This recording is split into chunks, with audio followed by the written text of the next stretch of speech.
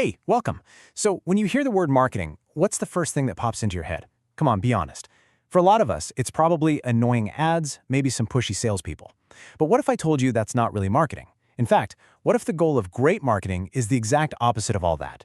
Okay, let's dive in and completely reframe how we think about this. So let's just start with that big, simple question. What is marketing? Before I give you the textbook answer, just think about what it means to you. Is it that commercial you saw last night, a sponsored post on your social feed, a billboard on the highway? Yeah, for most of us, the answer feels pretty obvious. It's just ads and selling, right? It's all the stuff that companies do to get our attention and convince us to buy things we might not even need. But honestly, that's only a tiny little piece of the puzzle. And believe it or not, it's often the least important part. Okay, check this out. This is a quote from the legendary management thinker Peter Drucker that just turns everything upside down. He said, "The aim of marketing is to make selling unnecessary." Just let that sink in for a second. The goal isn't to push a product. The goal is to understand the customer so deeply that the product or service is a perfect fit and basically sells itself. This one idea, it changes everything. So, if it's not just about flashy ads, then what is it? Well, modern marketing is a whole process. It's a structured journey that always starts with deeply understanding people and ends with creating real value for them.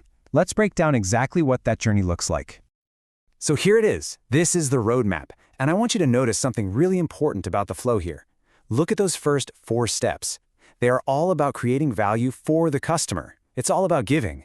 It's only after all of that is done, in that final 5th step, that the company gets to capture value back in return. All right, let's get into the good stuff. How does this actually work? We're going to start with that first and maybe most important part of the process, how companies create that value. And it all begins with an almost obsessive focus on the customer. You know, to really understand customers, marketers look at these 3 core ideas. First, you have needs. These are the basics, right? You need food, you need to feel like you belong. Then you have wants. A want is how your personality and your culture shape a need. So you don't just need food, you want a burger. And finally, if you've got the cash to buy that burger, your want becomes a demand. See, great marketers don't create needs, they just get really good at understanding them. Now, sometimes companies get so focused on what they're making that they completely forget about those underlying needs. When that happens, they fall into a really dangerous trap called marketing myopia. Think of it like business tunnel vision. They get so obsessed with their product, they lose sight of why customers were buying it in the first place. And this example just nails it perfectly. A company thinks it's selling you a 1/4-inch drill bit, but you're not buying a piece of metal. You're buying a 1/4-inch hole in your wall so you can hang a picture of your family. You're buying the benefit, the solution. Focusing on the drill bit, that's myopia. Focusing on helping you get that perfect hole in the wall, now that's great marketing. Okay, so once a company understands your needs and avoids that myopic trap, its next job is to manage your expectations.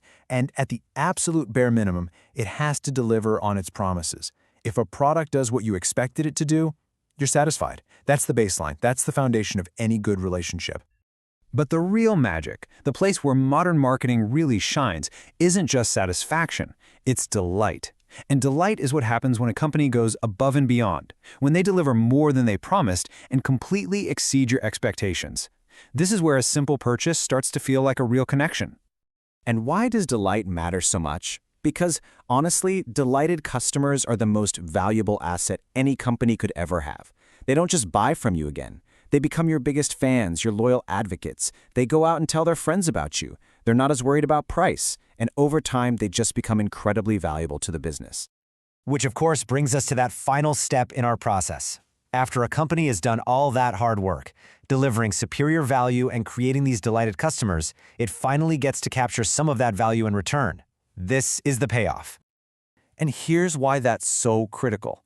It's not just about constantly finding new customers. I mean, look at this chart. It is so much more expensive to go out and find a brand new customer than it is to just keep an existing one happy.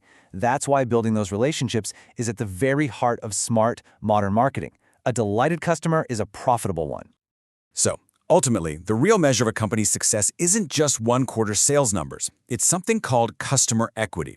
And the easiest way to think about this is that it's the total combined lifetime value of all of a company's customers, past, present, and future. It's the true prediction of the future health of the business, built one happy customer at a time. Now, as you can imagine, not every company tackles this process in the same way. Over the years, 5 main guiding philosophies, or kind of mindsets, have emerged that really shape how businesses think about their customers and their market. And this table basically shows the evolution of marketing. It started way back with the production concept, which was just make stuff cheap and easy to get. Then we evolved to the product concept. Let's just make the absolute best product and assume people will find it. When that didn't quite work, we got the selling concept, which is basically the aggressive, pushy sales we all hate. But then, there was a huge shift to the marketing concept, which flipped everything around and said, wait, let's start with what the customer actually needs. And the most modern approach today is the societal marketing concept, which asks, how can we meet customer needs and make society better at the same time? It's a journey from being totally company-focused to being truly world-focused. So let's just bring this all home. As we've seen, marketing is so much more than a single ad campaign or a clever sales pitch. And it's definitely not just a department tucked away in a corner office. It's really the entire business, but seen from the outside in, from the customer's point of view. It's this non-stop, strategic loop of understanding people, creating genuine value for them, and in doing so, earning their trust, their loyalty, and their business in return. That right there is the engine of any great modern company. So I'll just leave you with this one last thought. Think about a brand you truly love, one you'd recommend to a friend without a second's hesitation. Now ask yourself, are they just selling you a product? Or have they managed to create real, genuine value in your life? Once you start seeing that difference, you'll see the heart of true marketing absolutely everywhere.